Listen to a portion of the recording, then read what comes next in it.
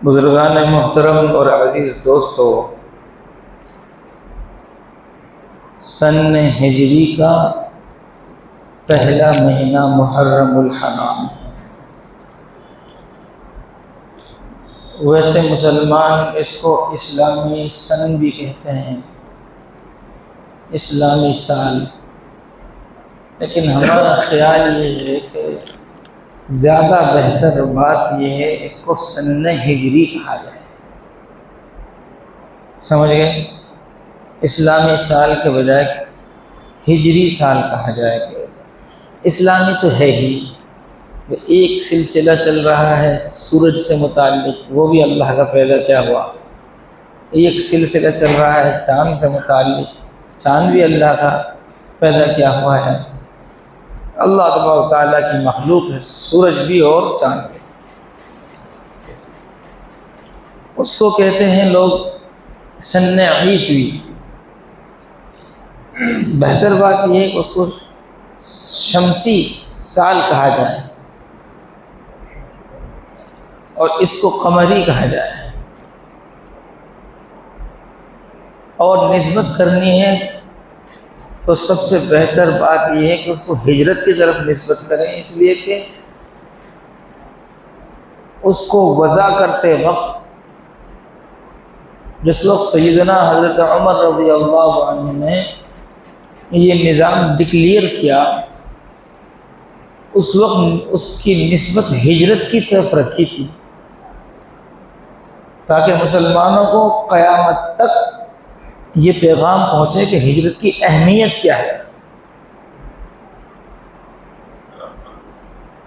اس دین کے خاطر اللہ نے اپنے پیارے حبیب علیہ السلام کو ہجرت کا حکم دیا، اپنا گھر چھڑوایا، اپنا شہر چھڑوایا، اور ہجرت کے بعد اسلام بڑھتا چلا گیا، مسلمان پھیلتے چلے گئے، نصرت اور فتح کا زمانہ ہجرت کے بعد شروع ہو گیا، اور پھر یہاں تک کہ پورے حجاز مقدس میں اسلام کا بول بالا ہو گیا۔ تو ہجرت کا سبق یاد دلانے کے لیے یہ نسبت صحابہ کرام رضی اللہ عنہم نے ملحوظ رکھی، جبکہ اگر دیکھا جائے تو ہجرت ربیع الاول کے مہینے میں شروع ہوئی تھی جی۔ کب ہوئی؟ ربیع الاول میں۔ ہجرت کا سفر ربیع الاول میں ہوا ہے، لیکن 2 مہینہ پہلے محرم کی طرف نسبت کر کر اس سن کا نام ہجری سن رکھا، ہجرت کی اہمیت کی وجہ سے، ہجرت کی اہمیت کی وجہ سے۔ اس لیے ہم اور آپ کو سادہ فوکس ہجرت کو کرنا چاہیے، اور اگر ہم اس کو ہجرت کی طرف نسبت کر کر فوکس کرتے تو غیروں کے ذہن میں یہ بات نہیں آتی کہ اس کے ساتھ اسلام کا نام لگا رہے مسلمان، اسلامی سال، اسلامی سال۔ اسلامی تو ہے ہی، اس میں کیا مسئلہ ہے؟ ہم بھی تو اپنا سبق یاد رکھیں، اس لیے زیادہ بہتر بات، جائز ناجائز کی بات نہیں ہے بھائی، یہ بہتر بات یہ ہے کہ اس کو ہجری سال کہا جائے۔ اس لیے آپ نے دیکھا ہوگا جب سن ہجری لکھتے ہیں تو لکھنے کے بعد 2 چشمی ہاں بنا دیتے ہیں، الف نہیں بناتے۔ اب کون سا سن شروع ہوا ہے؟ 1446 ہجری۔ جب لکھیں گے 1446 ہجری تو اس کے آگے کیا لکھتے ہیں؟ 2 چشمی ہاں لکھ دیتے ہیں، الف نہیں لکھتے اسلامی کا، ہجرت کا ہاں لکھتے ہیں، ہجرت کا۔ جیسے انگریزی سال میں جو ہم لکھتے ہیں 2024، تو آگے کیا لکھیں گے؟ آئین کا شوسا چھوٹا سا عین، یعنی کہ عیسوی سن ہے۔ میرے خیال میں اب تو ذہن شریف میں بات آ گئی ہوگی، کیا کہنا ہے اس کو؟ ہجری سن، ہجری سال یا ہجری سن۔ اس کا پہلے مہینہ محرم الحرام۔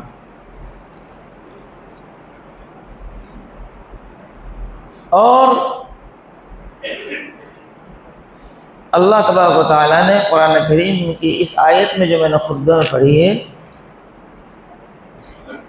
اس میں محرم الحرام اور اشہر حرم کی فضیلت بیان فرمائی۔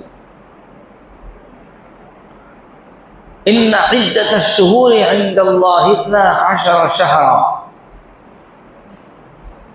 12 مہینے ہوتے ہیں اللہ کے فیصلے کے مطابق، سال میں 12 مہینے ہوتے ہیں۔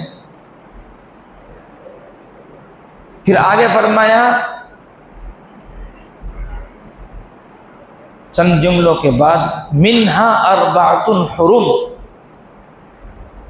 ان 12 مہینوں میں سے 4 مہینہ معزز اور محترم ہیں۔ 4 مہینے معزز اور محترم ہیں۔ محرم الحرام،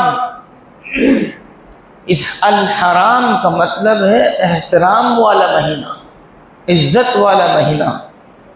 محرم الحرام عظمت والا مہینہ، حرمت والا مہینہ، عزت والا مہینہ، احترام والا مہینہ۔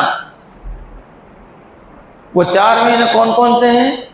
ذوالقعدہ، ذوالحجہ، محرم اور رجب۔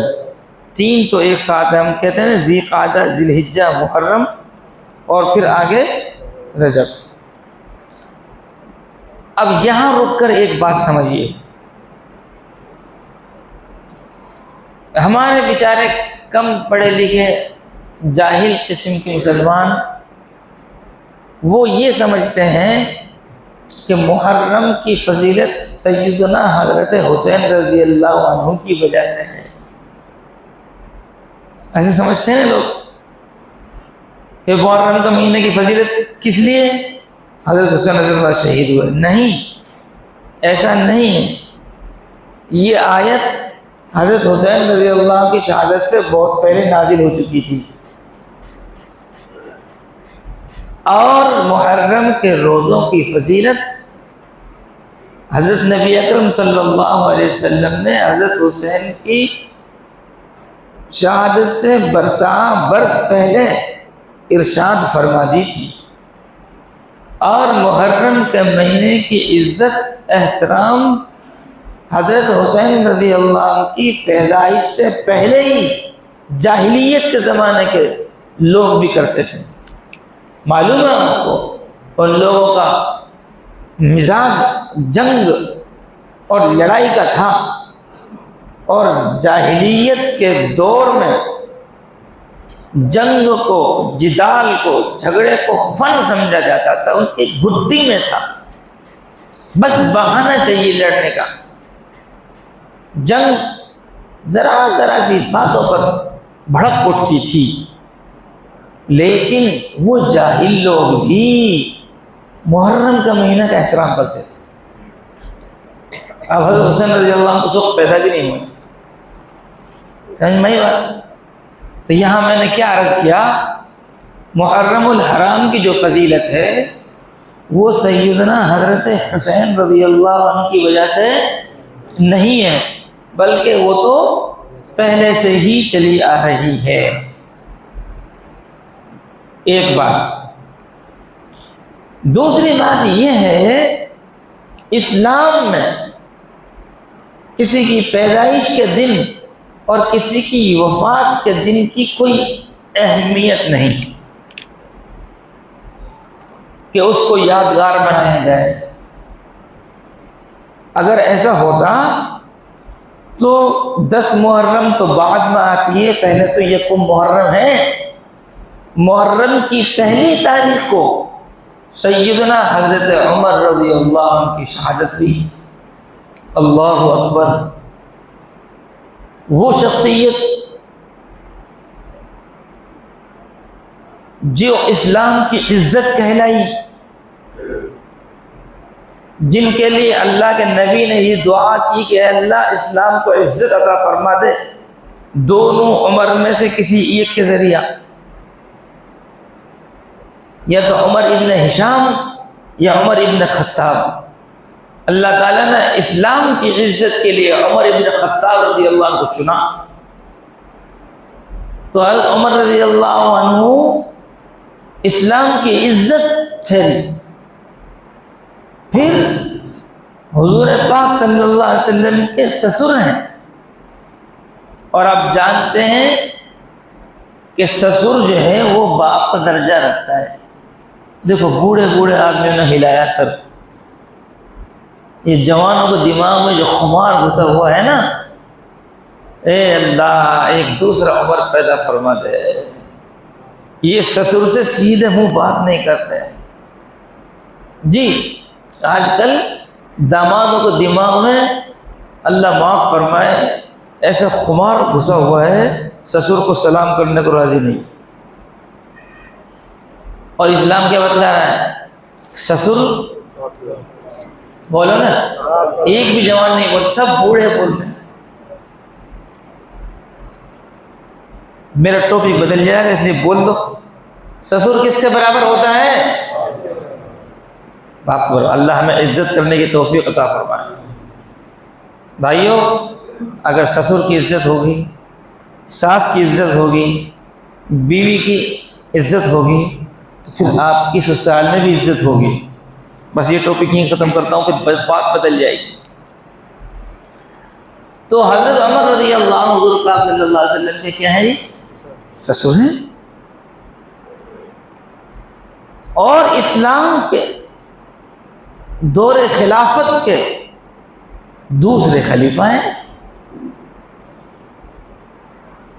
بے شمار آیات ایسی ہیں جو حضرت عمر رضی اللہ عنہ کی رائے کے مطابق نازل ہو گئی۔ حضور صلی اللہ علیہ وسلم کے خاص ساتھی ہیں، قربت کا اندازہ اسی سے لگا لیجئے، جہاں سیدنا امام الانبیاء علیہ السلام آرام فرمائے، وہی قدموں میں حضرت عمر رضی اللہ عنہ آرام فرمائے۔ مسلمان آج بھی سلام پیش کرنے جاتا ہے تو سیدنا حضرت ابوبکر صدیق رضی اللہ عنہ اور سیدنا حضرت عمر رضی اللہ عنہ سلام پیش کرتا ہے۔ تو اگر وفات کا دن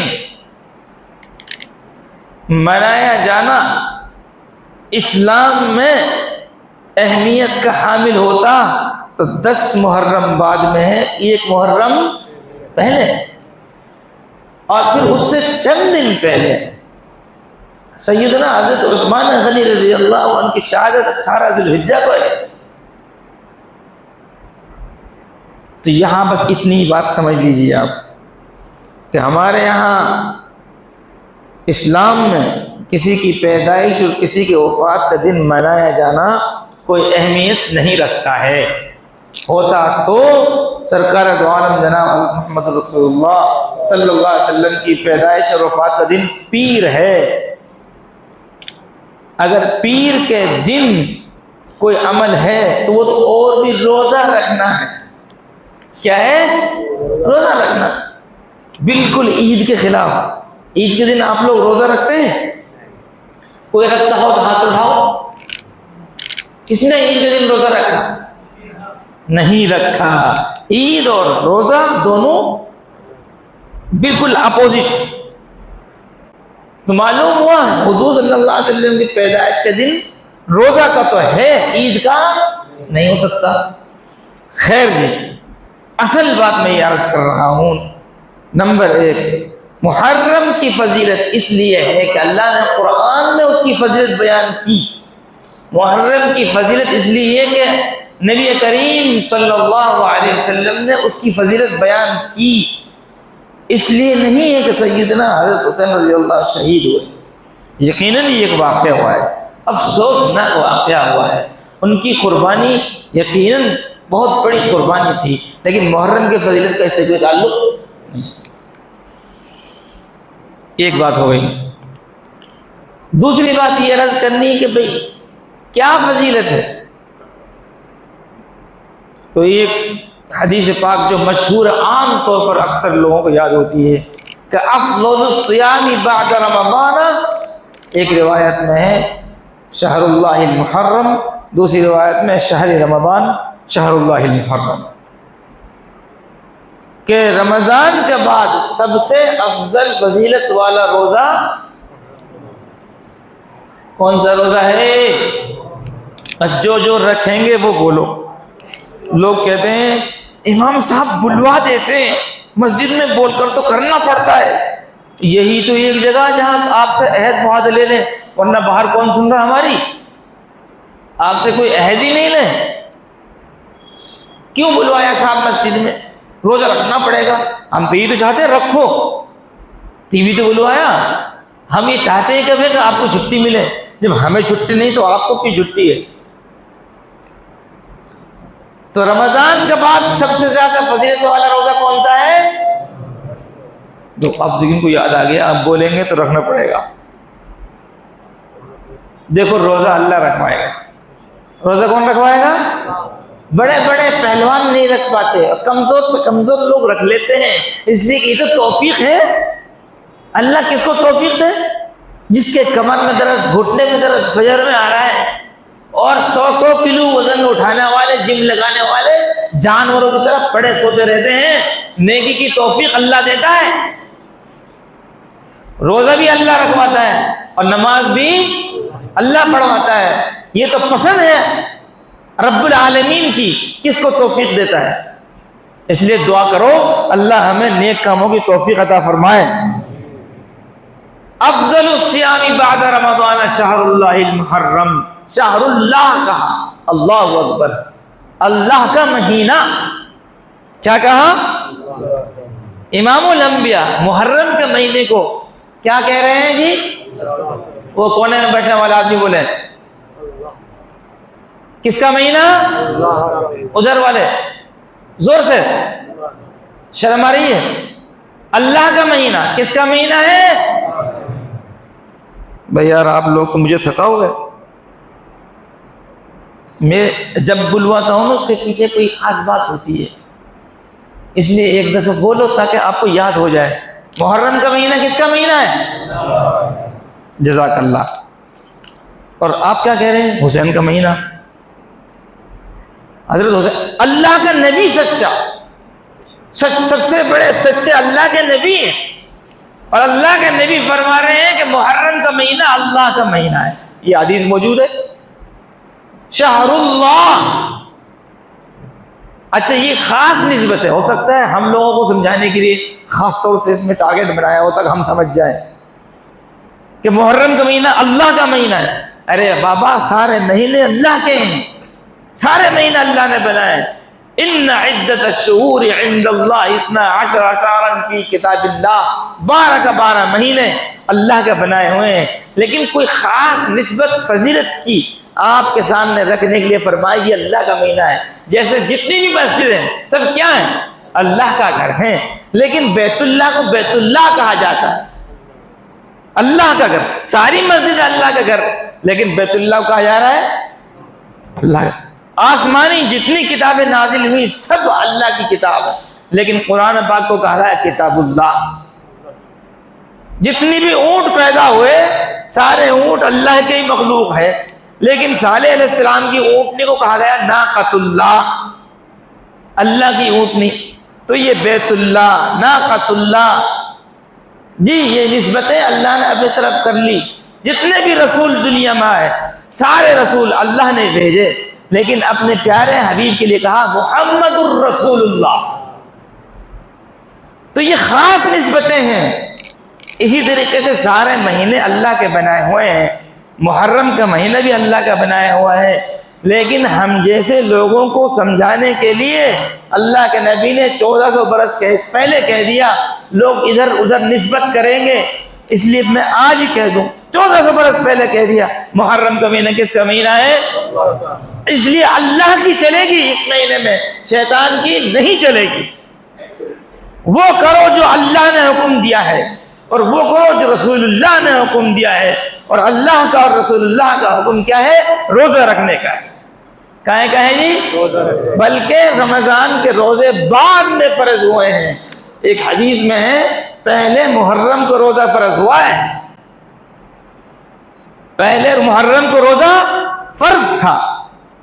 جب رمضان کے روزوں کی فرضیت نازل ہو گئی تو پھر اللہ کے نبی نے فرمایا کہ اب فرض روزے رمضان کے ہیں، محرم کو روزہ فرض نہیں، جو چاہے رکھے جو چاہے نہ رکھے. کتنی بات ہو گئی جی؟ 2 بات ہو گئی. اب میں پیچھے نہیں جاؤں گا سمیٹنے کے لیے. آپ حضرات کی میموری آپ کو مبارک، یاد رکھو آپ کا بھلا، نہ رکھو یہاں بھلا تو نہیں کہوں گا، آپ جانیں بھولنے میں بھلا نہیں ہے. اللہ ہمیں یاد رکھنے کی توفیق عطا فرمائے. ہاں جی، یاد بھی وہی رکھتا ہے جس کے مقدر میں ہدایت ہے. ایسا نہیں ہے کہ ہدایت آدمی کے سامنے نہیں آئے. قرآن کریم کی ایک آیت ہے اولا يرون انهم يفتنون في كل عام مرة او مرتين ثم لا يتوبون ولا هم يذكرون. انسان کوئی بھی ہو سال میں 1 یا 2 مرتبہ وہ اس موڑ پر آتا ہے کہ حق اس کے سامنے آتا ہے. اندھیرے میں اللہ نہیں رکھتا، کسی کے سامنے کسی بھی ذریعے سے کسی بھی طریقے سے حق آ جاتا ہے. اب جو حق کو قبول کرنے والے ہوتے ہیں، جن کے مقدر میں ہدایت ہوتی ہے، اللہ جن کو پیار اور محبت کی نظر سے دیکھ لیتا ہے وہ ہدایت پر آ جاتے ہیں. ورنہ ثم لا يتوبون ولا هم يذكرون. قرآن کہہ رہا ہے کہ جن کی جو مقدر میں ہی گمراہی ہے وہ پھر بھی توبہ نہیں کرتے ہیں اور پھر بھی نصیحت حاصل نہیں کرتے ہیں. لیکن اللہ تعالیٰ سال میں 1-2 مرتبہ ہر ایک جاہل سے جاہل، ہر ایک نافرمان سے نافرمان، بددین سے بددین آدمی تک ہدایت کا پیغام پہنچا دیتا ہے. مرتن او مرتین، 1 مرتبہ یا 2 مرتبہ. اب ہماری عادت کیا ہے؟ ہماری عادت یہ ہے کہ ہم اپنے مطلب کی بات فوراً لے لیتے ہیں اور جہاں دل پر آ رہے چلتے ہوں وہ بات نہیں لیتے ہیں. اس لیے میرے عزیزو، اگر کہیں سے کوئی بھلی بات کان میں پڑے، چاہے وہ آدمی کوئی بھی ہو، نصیحت کو قبول کرنا چاہیے. اس لیے کہ یہی کامیابی کا راستہ ہے. یہ مت سوچنا کہ برائیوں کو چھڑانے کے لیے کوئی ڈنڈا آئے گا. آج کوئی عمر نہیں ہے، اسلامی حکومت نہیں ہے اور کوئی عمر ہمارے درمیان نہیں ہے. کوئی نماز نہیں پڑھے گا، کوئی پولیس نہیں جائے گی پکڑنے. کوئی جھوٹ بولے گا، دنیا میں زبان کوئی نہیں کاٹے گا. جو گمراہ ہوگا کوئی پکڑ دکڑ نہیں ہے. اپنی آخرت کو پیش نظر رکھ کر، خدا کا خوف کھا کر مرنے کے بعد خدا کو جواب دینا ہے. اس لیے اگر کانوں میں ہدایت کی بات پڑے تو اس کو قبول کرنا چاہیے، ورنہ آنکھ بند ہوتے ہی ہمیشہ کا خسارہ ہی خسارہ اور ہمیشہ کا پچھتاوا ہی پچھتاوا ہے. اللہ مجھے بھی اور آپ کو بھی سچی پکی توبہ کی توفیق عطا فرمائے. تو محرم کو روزہ سب سے افضل نہیں، سب سے افضل روزہ. پھر اللہ کے نبی صلی اللہ علیہ وسلم نے دیکھا کہ یہود بھی رکھتے ہیں، اور حضرت موسیٰ علیہ السلام کی طرف. اب ایک بات یہاں بھی سن لو، اگر سمجھ میں آئے تو. یہودی روزہ رکھتے ہیں، ان کا روزہ قبول ہے؟ بتاؤ. یہودی روزہ رکھتے ہیں نہیں رکھتے ہیں؟ ان کا روزہ قبول ہے نہیں. نسبت کہاں ہے؟ موسیٰ علیہ السلام. اللہ اکبر، کلیم اللہ، اتنے بڑے نبی اللہ سے جنہوں نے بات کی، نسبت موسیٰ علیہ السلام کی طرف، اور عمل روزہ پھر بھی منہ پہ مار دیا جائے گا قبول نہیں. کیوں؟ نبی کے طریقے کے مطابق نہیں ہے. تم کوئی بھی کام کر لو اور کسی بھی بڑی شخصیت کی طرف نسبت کر لو، نبی کا طریقہ نہیں ہے، منہ پہ مار دیا جائے گا. یہودی بھی روزہ رکھتے ہیں، قبول نہیں روزہ. حضور پاک صلی اللہ علیہ وسلم نے فرمایا صوموا عاشورا، عاشورا کا روزہ رکھو.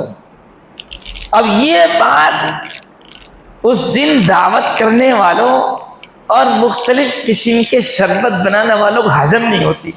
بیٹا اگر تمہیں ہضم نہیں ہو تو تمہیں مبارک نہیں کہوں گا. تم جانو نبی کی بات تمہیں ہضم نہیں ہو کنواں میں گرو، بھاڑ میں نکلو، منحوس ہو تم، مردود ہو. اگر نبی کی بات تمہیں پسند نہیں تو تم سے بڑا کوئی خبیث نہیں. 10 محرم کو روزہ رکھنے کا حکم کس کا ہے؟ اللہ کا. رکھو، نہیں رکھ سکتے گناہ نہیں ہے، لیکن اس کو برا تو مت سمجھو. جس نے نہیں رکھا گناہ گار نہیں ہے. بہت اچھا، ہم نہیں رکھا، لیکن یہ سمجھنا کہ روزہ کے لیے بولنا، روزہ کے لیے کہنا ہماری مخالفت ہے. ابو جہل کی مخالفت ہو تو ہو، نبی کی موافقت ہے. نبی نے کہا 10 محرم کو روزہ رکھو، اور یہ بھی فرمایا صوموا عاشورا، عاشورہ کا روزہ رکھو، وخالفوا فیہ الیہود، اور اس میں یہودیوں کی مخالفت کرو. یہودیوں کی کیسے کرو؟ وصوموا قبلہ یوما او بعدہ یوما، ایک روزہ اور ملا لو، یا تو ایک دن پہلے کا روزہ رکھ لو یا ایک دن بعد کا روزہ رکھ لو. 9-10 کا رکھ لو یا 10-11 کا رکھ لو. یہاں بھی بہت بڑا سبق ہے کہ نیکیوں میں جب یہودیوں کی موافقت جائز رہی تو برائیوں میں کیوں کر ہو سکتی ہے. آج اقبال نے کہا نا وَزَعْمَ ہو تم نصارا، تو تمدن میں ہنود یہ مسلمان ہیں جنہیں دیکھ کر شرمائے یہود. مسلمان شادی کیسے؟ جیسے یہودی کرے گا ویسے کریں گے. وضع قطع کیسی؟ جیسے یہودیوں کی وضع قطع ویسی رکھیں گے. کاروبار یہودیوں کی طرح، چال چلن یہودیوں کی طرح. اللہ کا نبی کہہ رہا ہے کہ نیکیوں میں بھی موافقت نہیں، وہ ایک رکھیں تم 2 رکھو. جب نیکیوں میں موافقت مناسب نہیں تو برائیوں میں کیوں کر ہو سکتی ہے. اس لیے میرے گرامی قدر بزرگوں اور عزیز دوستو، ہم کو اور آپ کو چاہیے کہ ہمیں ہمارے نبی صلی اللہ علیہ وسلم نے جو ہدایات دی ہیں ہم ان پر چلیں. ہمارے لیے شاہ راہ ہے، کھلا ہوا راستہ ہے، بہترین راستہ ہے، ہدایت کا راستہ ہے. اللہ کے نبی نے بتا دیا ذی قعدہ، ذی الحجہ، محرم، رجب احترام والے مہینے ہیں، ان میں اچھے کام کرو، برا کام مت کرو. فرما دیا یہ مہینہ اللہ کا مہینہ ہے، اور 10 تاریخ کو روزہ رکھنا ہے. کیا رکھنا ہے جی؟ روزہ رکھنا ہے. اب یہ بات اپنی نسل کو بتاؤ. نہیں تو بھائیو اگر اپنی نسلوں کو نہیں بتایا تو جو یہ خبریں گھوم رہی ہیں نا کہ اتنے مرتد ہو گئے، اتنے مرتد ہو گئے، اتنے مرتد ہو گئے. ہماری بیٹیاں، اللہ سب کی عزت کو محفوظ رکھے، وہ غیروں کے ساتھ بھاگ رہی ہیں، اور ہمارے بیٹے وہ غیروں کو بھگا کے لا رہے.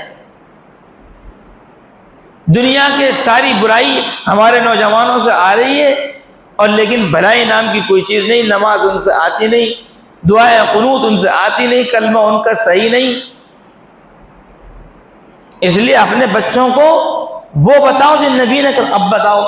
آپ جانتے ہیں نا ایک بات کہ سید صدقہ نہیں کھاتا. حضور پاک صلی اللہ علیہ وسلم کے پاس کچھ آتا تو حضور صلی اللہ علیہ وسلم پوچھتے کیا ہے، صدقہ ہے کہ ہدیہ ہے. اگر لوگ کہتے ہدیہ ہے تو آپ بھی نوش فرماتے اور کسی کو بھی شریک فرما لیتے. اور اگر لوگ کہتے کہ صدقہ ہے تو صفہ والوں کو بھیج دیتے، اے مدرسہ والوں کو دے دو، مکتب والوں کو دے دو، یہ صفہ والوں کو دے دو، غریبوں کو دے دو، ان کو تقسیم کرا دیتے. تو جب سید صدقہ تک نہیں کھا سکتا تو بھیک کیسا کھائے گا؟ عقل نہیں ہے آپ نے، بھیجا نہیں ہے. سیدوں کے نام پر بھیک منگوا رہے ہیں آپ. امام حسین رضی اللہ عنہ کے نام پر بھیک دے دو. ابے سید وہ اعلیٰ خاندان ہے جو صدقہ بھی نہیں کھاتا، زکوٰۃ بھی نہیں کھاتا. امت کے لیے حکم ہے سیدوں کو تم صدقہ زکوٰۃ مت کھلاؤ، ان کی ویسے خدمت کرو ہدیے سے، تحفے سے. تم ان کو لا کے بھیک پہ لگا رہے ہو. سیدوں کے نام پر بھیک، ڈوب مرو. تمہیں دشمنی کے لیے نبی کا خاندان ملا، یزید نے نبی کے خاندان کو ذبح کر دیا اور تم نبی کے خاندان پر بھیک مانگ رہے ہو. قیامت کا دن نبی کے سامنے نہیں کر رہا تمہیں. اگر حضرت حسین نے کہہ دیا کہ یزید میرا دشمن کو، اس نے مجھے قتل کیا، تم مجھے بھیک مانگ رہے، میرے نام میں بھیک مانگ رہے. ارے میرے نبی نے کہا کہ سید صدقہ بھی نہیں کھا سکتا. زکات بھی نہیں کھا سکتا، تم بھک منگے بنا رہے ہو۔ اس لیے میرے عزیزوں، میرے دوستو، سمجھو جو عزت والے ہیں نا وہ عزت والے ہیں، ان کی بے عزتی مت کرو۔ اللہ کے نبی سب سے زیادہ عزت والا، قرآن پڑھو، وَلِلَّهِ الْعِزَّةُ وَلِرَسُولِهِ وَلِلْمُؤْمِنِينَ۔ ان آیاتوں کو یاد کرو، سورہ منافقون کی آیت ہے، وَلِلَّهِ الْعِزَّةُ، عزت اللہ کے لیے ہے، وَلِرَسُولِهِ، اور اس کے رسول کے لیے ہے، وَلِلْمُؤْمِنِينَ، اور مؤمنین کے لیے ہے۔ لیکن آگے فرما دیا وَلَكِنَّ الْمُنَافِقِينَ لَا يَعْلَمُونَ، لیکن منافقوں کا اس کا علم ہی نہیں ہے۔ بھائیو، سید تو وہ ہیں کہ ان کی خدمت میں ادب احترام سے پیش کیا جاتا ہے، بھیک نہیں دی جاتی ان کو، ان کے نام پر بھیک نہیں مانگی جاتی۔ اس لیے میرا عزیزوں، میرا نبی نے جس طرح محرم منانے کا حکم دیا اس طرح مناؤ، اور نبی کی مخالفت میں کوئی بھی آئے تو کہہ دو ہمیں تو نبی پیارا ہے۔ یہ کوئی جنگ نہیں ہے، یہ تو نبی کی ستیزہ کار رہا ہے ابد سے تا امروز، چراغ مصطفی سے شرار ابو لہبی۔ ایک طرف مصطفیٰ ہے، ایک طرف ابو جہل ہے، ایک طرف امام الانبیاء ہے، ایک طرف ابو لہب ہے، ایک طرف نبی کی تعلیم ہے، دوسری طرف شیطان کا وسوسہ ہے۔ اس لیے ہمیں شیطانی راستے سے بچنا ہے اور نبی کی تعلیم پر چلنا ہے۔ اللہ مجھے بھی آپ کو عمل کی توفیق عطا فرمائے۔ وآخر دعوانا الحمدللہ رب العالمین۔